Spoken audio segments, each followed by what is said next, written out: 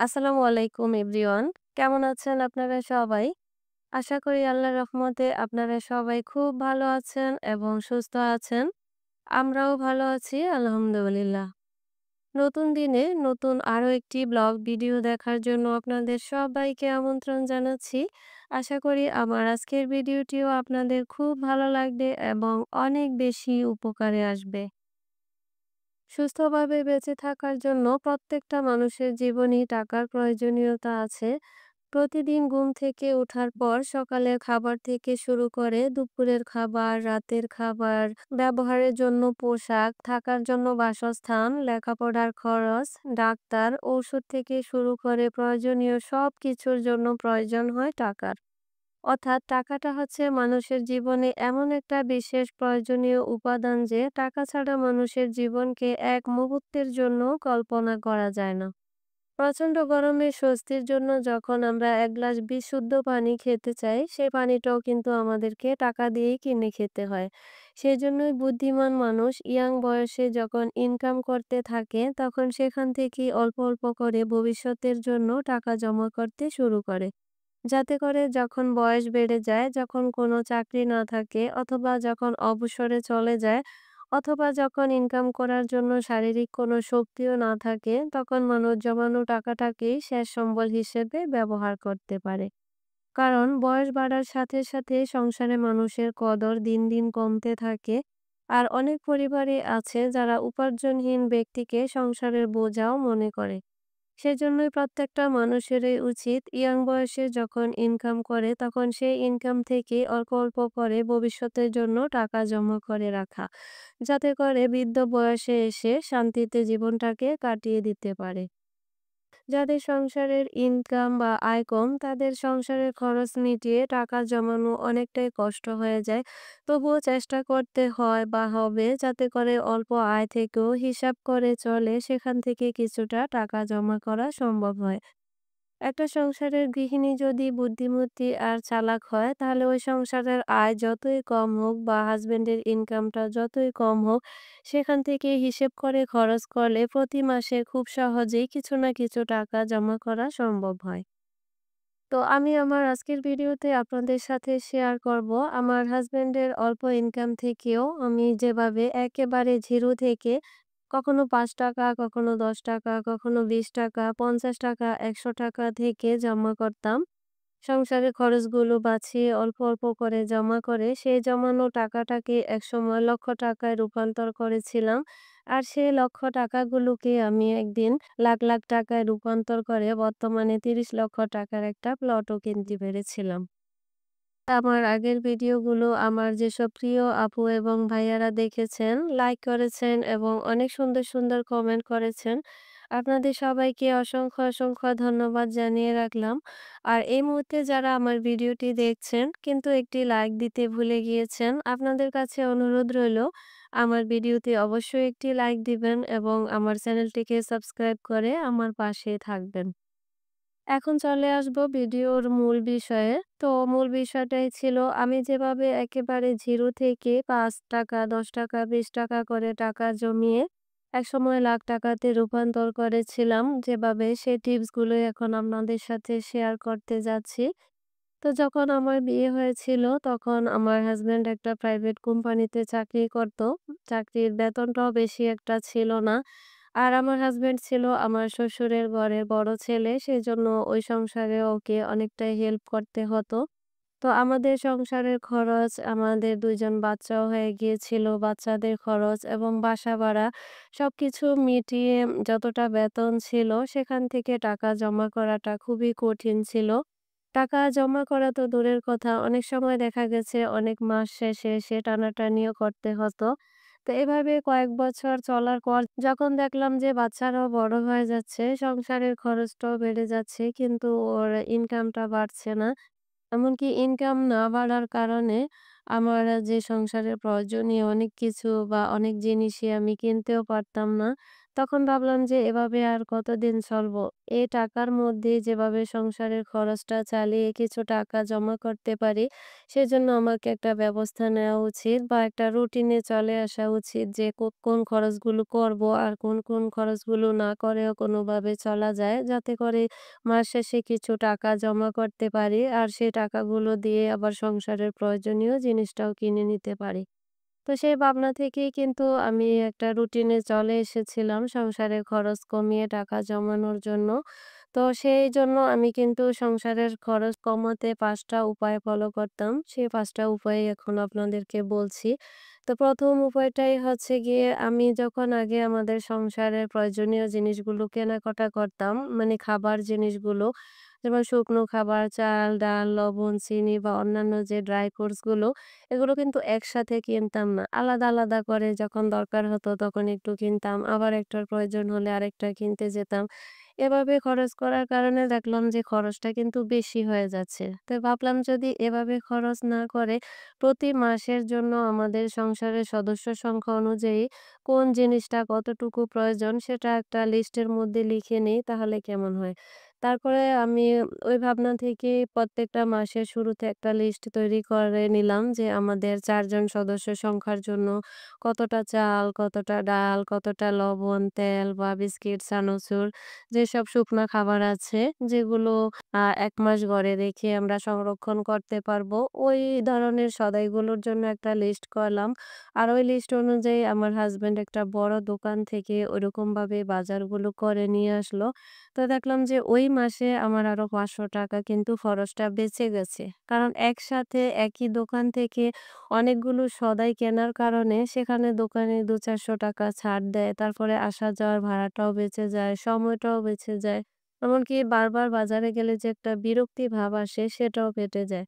তো এই যে বাজার লিস্টটা তৈরি করার কারণে আমার কিন্তু প্রতি মাসে সেখান থেকে ইজিলি ৳৪০০-৫০০ সংসার খরচ কমিয়ে আমি জমা করতে পেরেছিলাম। ২ নম্বর যে টিপসটা আমি ফলো করতাম খরচ কমানোর জন্য সেটা হচ্ছে বাহিরে ঘোরাফেরা এবং বাহিরের খাবার খাওয়া। তো আগে দেখা গেছে আমরা প্রতি সপ্তাহে ১ বার বাহিরে ঘুরতে যেতাম। এভাবে মাসে কিন্তু ৪ বার ঘুরতে বের হতে হতো।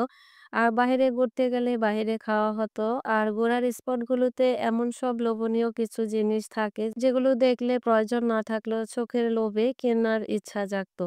তো এভাবে দেখলাম যে প্রতি মাসে আমার আরো ৳১২০০-১৫০০ খরচ হয়ে যায়। তো আমি কিন্তু পরবর্তীতে এসে এভাবে বাহিরে ঘোরাফেরাটাও বন্ধ করে দিয়েছি এবং বাহিরে খাওয়াও একেবারেই বন্ধ করে দিয়েছি। যেজন্য আমার প্রতি মাসে কিন্তু সেখান থেকেও আরো ৳১,০০০-১,২০০ বেঁচে গিয়েছে। তবে একেবারে যে ঘোরা বন্ধ করে দিয়েছি এরকম না। মাসে ১ বার বা ২ মাসে ১ বার ঘুরতে যাওয়ার অপশনটা রেখেছি আরকি। তো এভাবে বাহিরে ঘুরতে যাওয়া বন্ধ করা এবং বাহিরে খাবার খাওয়া বন্ধ করার কারণে ইজিলি আমার প্রতি মাসে আরো ৳১,০০০ খরচ বাঁচিয়ে আমি কিন্তু ওই টাকাটাও জমা করে নিতে পেরেছি। ৩ নম্বরে আমি খরচ কমানোর যে টিপসটা ফলো করেছি সেটা হচ্ছে অনলাইনে কেনাকাটা। তো আমার যদিও অনলাইনে কেনাকাটা করার অভ্যাসটা ছিল না। তো মাঝে মধ্যে দেখতাম আমার আশেপাশের বা পরিচিত আত্মীয়স্বজনরা যখন অনলাইনে কেনাকাটা করত, আমিও কিন্তু ২-১ টা অর্ডার দিয়ে ফেলতাম বিভিন্ন পেজে বা গ্রুপে কোনো কিছু দেখলে। তো সেখান থেকে দেখলাম যে আমি যদি মাসে একটাও অনলাইন অর্ডার করি আমার কিন্তু প্রচুর টাকা খরচ হয়ে যাচ্ছে। আর অনলাইনে যেহেতু দর কষাকষি করার কোনো সিস্টেম নাই, তো আমি কিন্তু ওই অপশনটা থেকেও বের হয়ে এসেছি। অনলাইনে যে জিনিসটা আগে অর্ডার করতাম সেটা এখন আমি লোকাল মার্কেটে গিয়ে একটু দর কষাকষি করে নিয়ে আসি। যেজন্য হচ্ছে সেখান থেকেও আমার প্রতি মাসে ৳৪00-৫০০ সংসারে খরচ বাঁচিয়ে ইজিলি জমা করে নিতে পারছি। ৪ নম্বরে আমি যে টিপসটা ফলো করি সংসারের খরচ কমানোর জন্য সেটা হচ্ছে কাঁচা বাজার থেকে আমি প্রতি মাসে আরো ৳২00-৩০০ খরচ বাঁচাই। সেটা হচ্ছে কাঁচা বাজার কিন্তু ২ ভাবে কেনা যায়। একটা হচ্ছে স্থানীয় দোকান থেকে আরেকটা হচ্ছে লোকাল ভ্যান গাড়ি থেকে। তো লোকাল ভ্যান গাড়িতে কিন্তু দামটা সবজির একটু কম থাকে। আর স্থানীয় দোকানে কিন্তু প্রত্যেকটা সবজির কেজিতে ৫, ১০, ১৫, ৳২০ পর্যন্ত বাড়তি থাকে। আর আমি কিন্তু সবসময় ভ্যানগাড়ি থেকেই কিনতাম। কারণ ভ্যানগাড়ি থেকে কিনলে যে শুধু টাকাটা সেভ হয় ওরকম না। আর ভ্যানগাড়ির খাবারগুলো কিন্তু টাটকা থাকে। কারণ ভ্যানগাড়িওয়ালারা শহরের আশেপাশের এরিয়া থেকে টাটকা শাকসবজিগুলা নিয়ে এসে দিনেরটা দিনই বিক্রি করে চলে যায়। যেজন্য ভ্যানগাড়ি থেকে পণ্য কিনলে সেগুলো টাটকা পণ্য পাওয়া যায় এবং সেখান থেকে ইজিলি খরচটা বাঁচিয়ে সংসারের জন্য কিছু টাকাও জমা করা যায়। ৫ নম্বরে আমি সংসারের খরচ কমানোর জন্য যে টিপসটা ফলো করতাম সেটা হচ্ছে আমি নিজের কাজ নিজে করতে পছন্দ করি।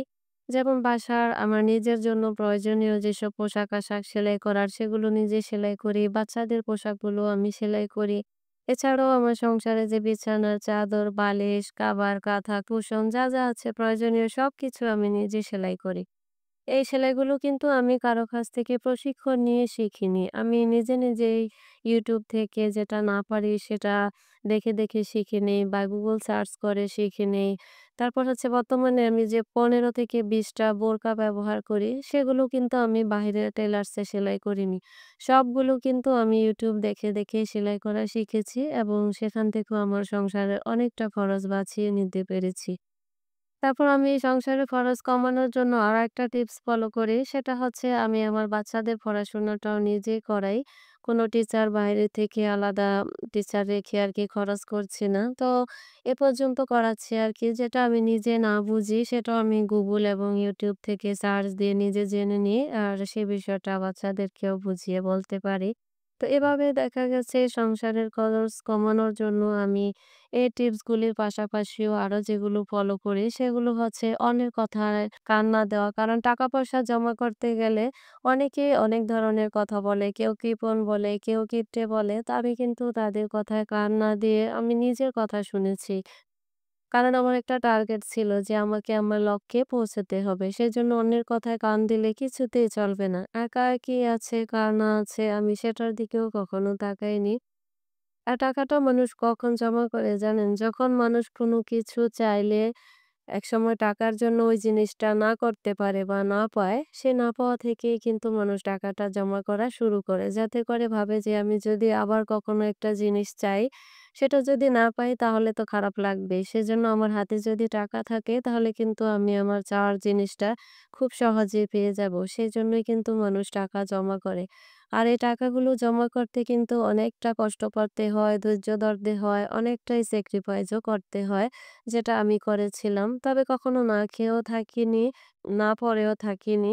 প্রয়োজন অনুযায়ী খেয়েছি, প্রয়োজন অনুযায়ী পড়েছি। শুধু অযাচিত আর অপ্রয়োজনীয় খরচগুলো বাদ করেছি, যেগুলো ছাড়া জীবনটা খুব সুন্দরভাবে চলে যায়। তারপর এভাবে দেখা গেছে কোনোদিন ৳৫, কোনোদিন ৳১০, কোনোদিন ৳২০, কোনো খাত থেকে ৳৫০০, ৳১,০০০ পর্যন্ত আমি জমা করেছিলাম। আর জমা করতে একসময় সেগুলো অনেক টাকায় রূপ নিয়েছিল। তো ১ম এ আমি একটা ছোট ব্যাংকে টাকা জমা করতাম। যখন ব্যাংকটা পুড়ে যেত, তখন আবার বড় একটা ব্যাংকে টাকা জমা করেছিলাম। আর ওই ব্যাংকটা যখন পুড়ে যেত, তখন টাকাগুলো হিসেব করে গুনে আবার একটু আলাদা করে রাখতাম। এভাবে কয়েক বছর টাকা জমা করানোর পর দেখলাম যে আমার কাছে মোটামুটি লাখখানেক টাকা হয়ে গিয়েছিল। তারপরে কি করলাম, সরকার অনুমোদিত একটা ব্যাংকে একটা ফিক্সড অ্যামাউন্ট খুলে সেখানে টাকাগুলো সঞ্চয়ী হিসেবে রেখে আসলাম।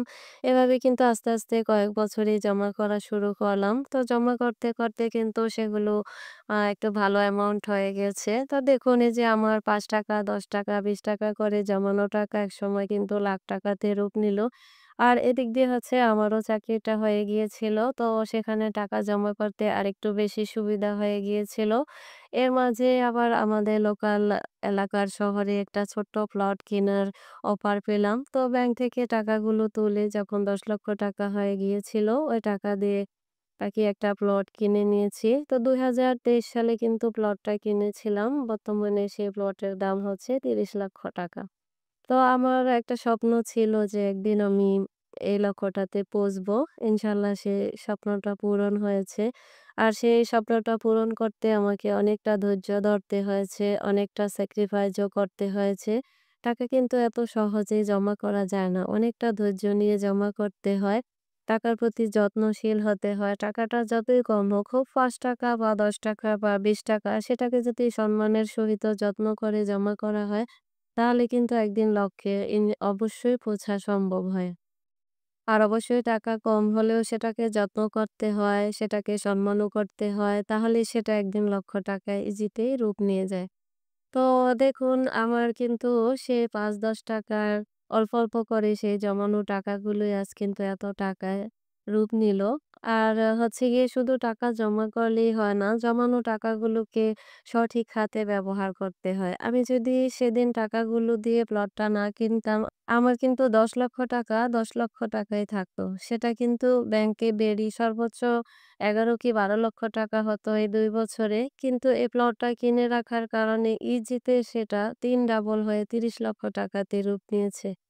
মানে আমি যে ৳১০,০০,০০০ দিয়ে প্লটটা কিনেছি সেটার বর্তমান বাজার মূল্য হচ্ছে ৳৩০,০০,০০০। তো আশা করি আমি যে টিপসগুলো ফলো করে সংসারের খরচ কমিয়ে, কমিয়ে অল্প, অল্প করে টাকা জমিয়ে আজ এ পর্যায়ে এসে পৌঁছেছি। আপনাদের কারো যদি ইচ্ছে থাকে বা লক্ষ্য থাকে যে এভাবে আপনারাও টাকা জমিয়ে একদিন ভালো কিছু করতে চান, তাহলে অবশ্যই টিপসগুলো ফলো করবেন। আর এই টিপসগুলো ফলো করলে ইনশাআল্লাহ আপনারাও আপনাদের লক্ষ্যে পৌঁছাতে পারবেন। তো আজকের ভিডিওটি আর বাড়াবো না। আপনাদের সকলের সুস্বাস্থ্য এবং সুন্দর জীবন কামনা করে পরবর্তী ভিডিও দেখার আমন্ত্রণ জানিয়ে আজকের ভিডিওটি এখানেই শেষ করছি। আল্লাহ হাফেজ। আসসালামু আলাইকুম।